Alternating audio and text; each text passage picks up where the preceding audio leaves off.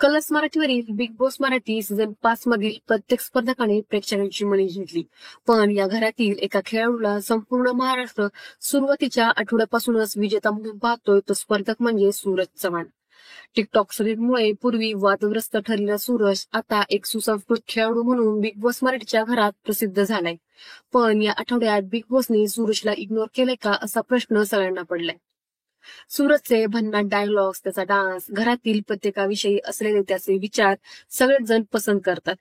अल्पावधीतच सूरजने एक साधा, सरळ आणि सुसंस्कृत तरुण म्हणून स्वतःची ओळख कमवलेली आहे.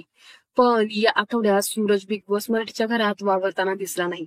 त्याची मस्ती, त्याचा प्रत्येकाबरोबर असलेला बॉन्ड किंवा भांडणात त्याने इतर स्पर्धकांना दिलेली उत्तरं एपिसोडमध्ये कमी पाहायला मिळाली.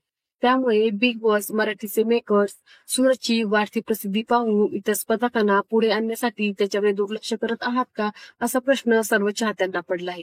मित्रांनो, तुम्हाला काय वाटतं सूरजबद्दल ते मला कमेंटमध्ये नक्की कळवा. व्हिडिओ आवडल्यास लाईक करा आणि पुढील अपडेट घेण्यासाठी चॅनलला सबस्क्राईब करा. धन्यवाद.